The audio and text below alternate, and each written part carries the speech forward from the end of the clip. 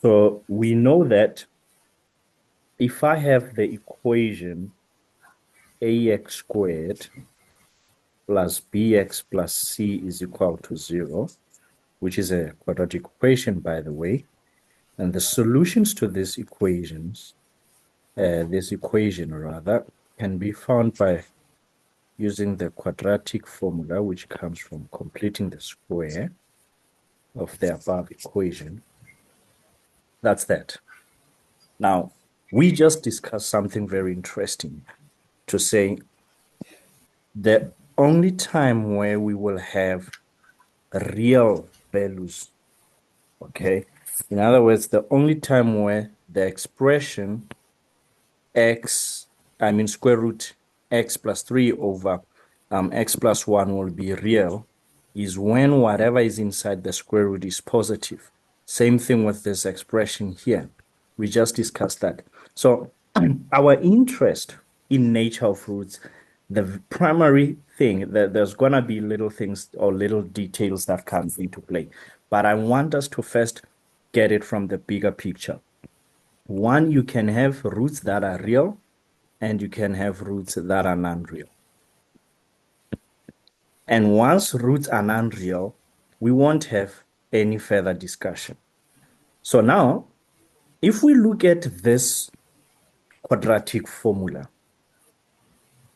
our interest will have to be in what happens within that square root, because the square root, that's where we draw the distinction between real and non-real numbers. Okay, so if you remember your number systems, the moment we came to the square root of -4, then we classified that as non-real.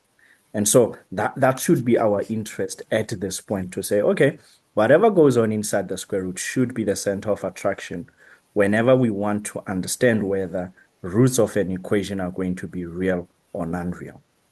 Now, we've got a special name for this expression that is inside the square root, b squared minus 4ac. We call it the discriminant, and we use this little triangle to identify it. So we say it is the discriminant and it is b squared minus 4ac because we're going to use it as the major tool to describe our roots.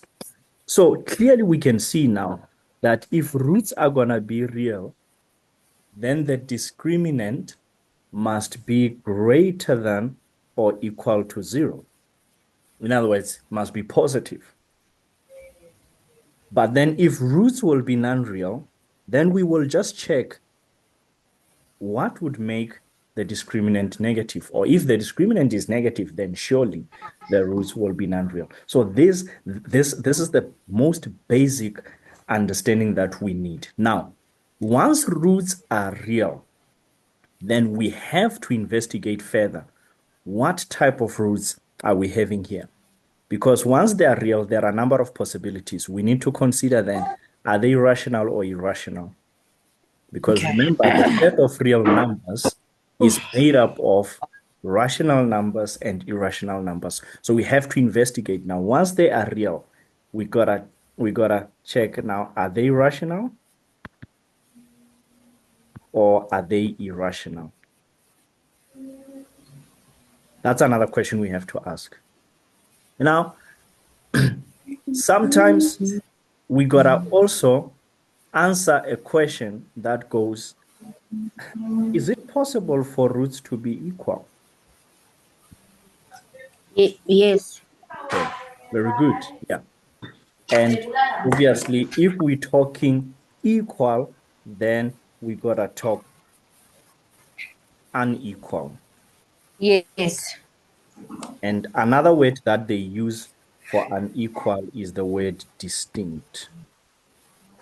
So are they different? Yes, very good. Let's add that word as well. Different. Yes. Different, distinct, unequal all mean the same.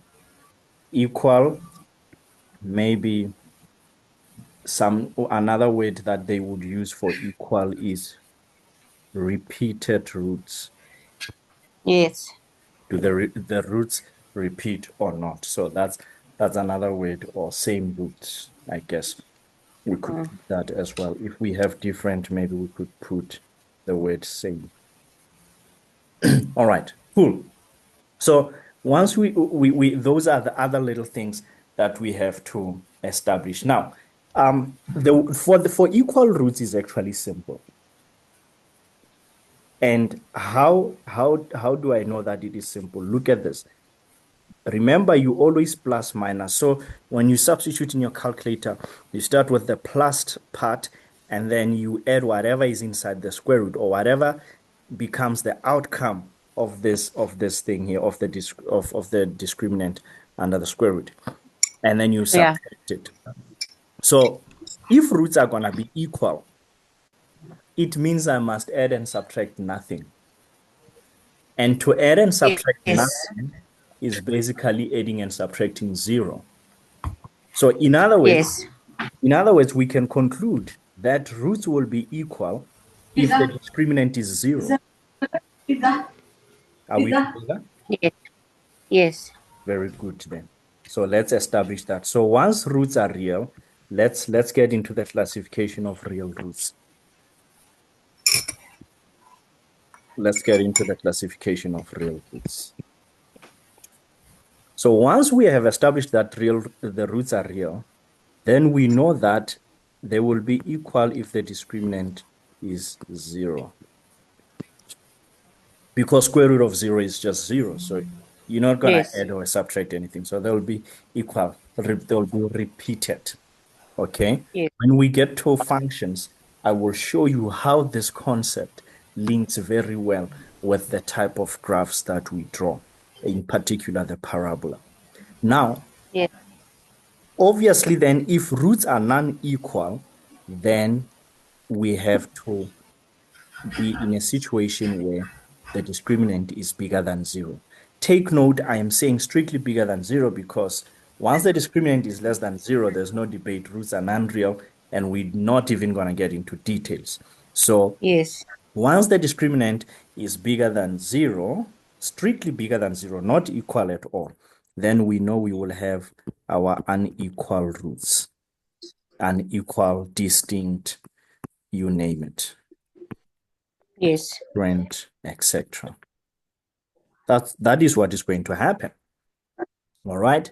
Now, we need now to get to this last part, which is basically what I started with in the conversation. Now, are the roots going to be rational or are they going to be irrational? Remember the two symbols. For rational numbers, we actually have the symbol double script Q. And for irrational, we have double script Q prime.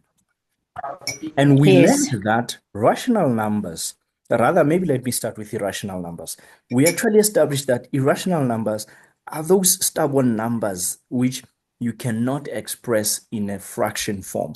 So what typically happens, we said square root 2, for example. You can't write this number as a fraction, although, yeah, it is a decimal. It can be written as a decimal, but you can't express that decimal as a fraction. We spoke about square root 5, and we realized that actually the square root of any non-perfect square, so any number that is not a perfect square, produces an irrational number when it is been square rooted. You remember that?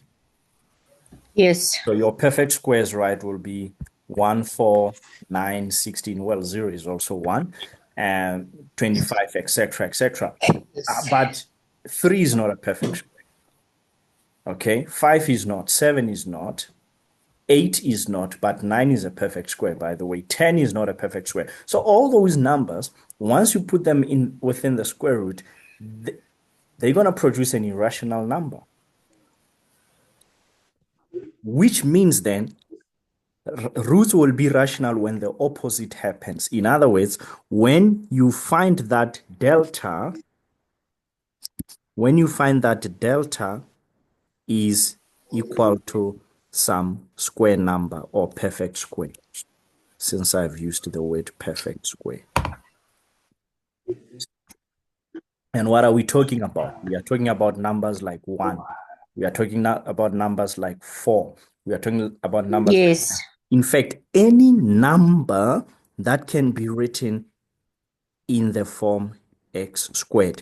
In other words, that can be written as a square number. Whenever delta is that, then we know the roots are going to be rational. Because what's going to happen? Let's take 4 as I've mentioned it. If delta is equal to 4, let me just do this. So if I have delta equals to 4, then the square root of 4 is 2. So I'm going to find myself adding 2 and subtracting 2. And that will produce a nice rounded rational number, fraction, a fraction. Whether it's proper or improper, that's another discussion. Bottom line is I'm going to have a fraction. Is this clear? Yes. Great. Now, you're going to get questions like, without solving the equation, describe the nature of roots or discuss the nature of roots without solving the equations. So let's take our first example.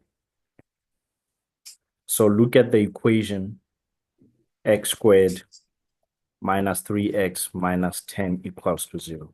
And we are told to discuss the nature of roots without solving the equation. So this is where we will use delta b squared minus 4ac. We substitute. A is a 1, C is a minus 10. This looks like a 9 plus 14. Eh? Look, don't be like me because I don't have a calculator.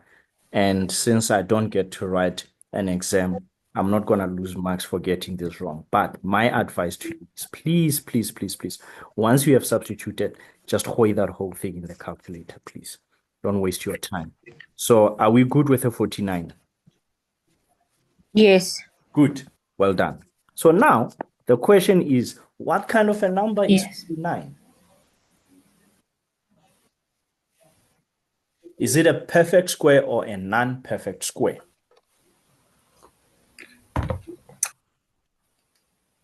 Perfect square. It is a perfect square. Meaning if we take the square root of 49, Yes. we're going to get a very nice number, and it is 7 in this case. Okay, so if we go to our formula, minus b plus minus, we will actually be going plus minus 7. In fact, what is b in this case? It's a 3, it's a minus 3, so we'll end up with that. So clearly, there's no square root here. There's no square root here that's left. So clearly, the roots are going to be rational. The roots are going to be rational. So we will say, therefore, roots are, first of all, let's start with the fact that 49 is positive. So roots are real. Now, let us come in after real, they are rational. And lastly, they are distinct. In other words, they are not equal. And you may want to write unequal. It's up to you. So these are the 3 descriptors. Are we together? All good? Hello? Yes. So what do they mean when it's unequal? Like what is it unequal Everything's to? good. So unequal means the root. So let's go to the quadratic sir? formula. Yes, I'm What with do you. they mean when they say unequal? Like what? They are not. They are different numbers. Different numbers. So if we go to the quadratic, watch, minus b plus minus the discriminant. We know the discriminant is going to give us 7 over 2. So watch what happens. This becomes 3 plus 7 over 2, or 3 minus 7 over 2. 10 divided by 2 is a 5. So x is a 5, or x is 3 minus 7 is a minus 4. So you divide that by 2, you get a minus 2. So this is exactly what we mean they are unequal. Minus 5 is clearly not the same as minus 2. You get it? Yes.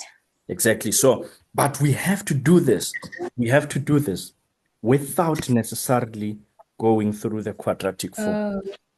We have to do this using the discriminant. Okay. And this summary here on this page and every little thing Yes, that I've thank you. said must be something that is engraved in your heart so that you can remember this at all times, even in the exam. So you have to know this off by heart. Okay. So I want you to then try the exercise. Actually, I'm going to give you a problem to try. So again, try and find the nature of roots, or rather discuss for me the nature of roots for this equation without solving the equation. So we want to find values of P for which the roots of this equation will be real, right?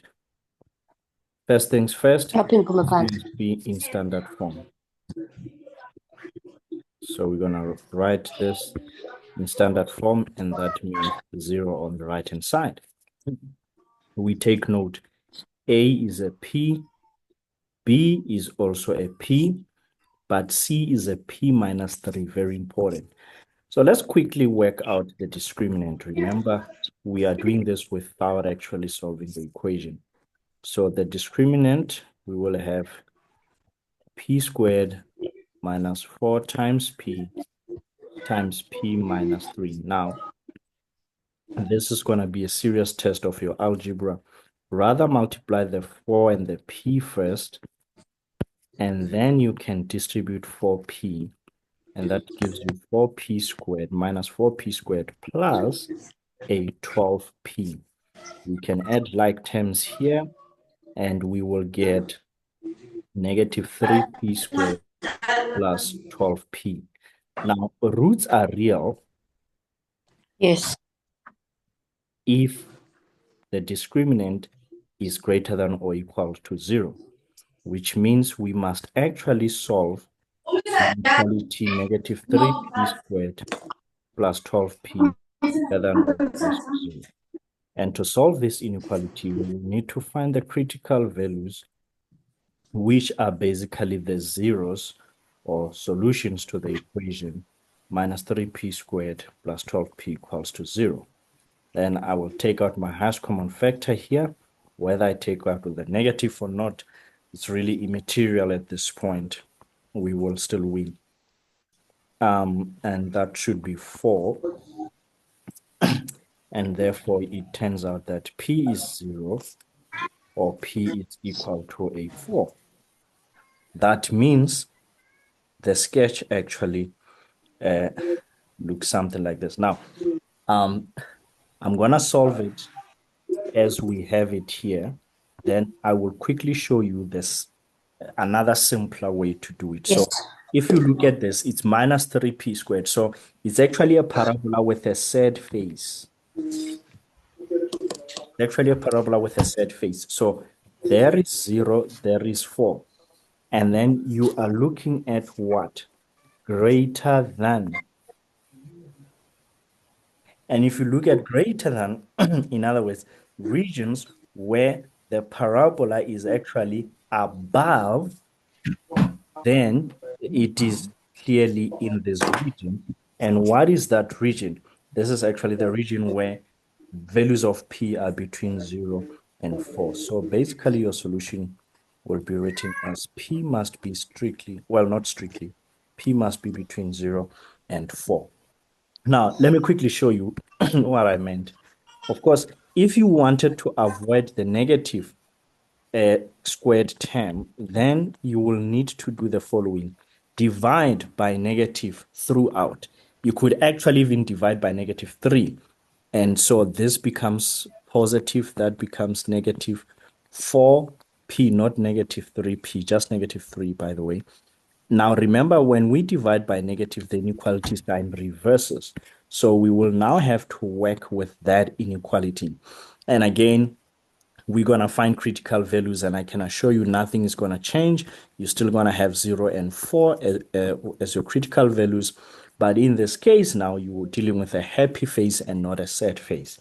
And as you can see, again, the inequality, the new inequality set less than, and we find our less than in the exact same region as we did with greater than.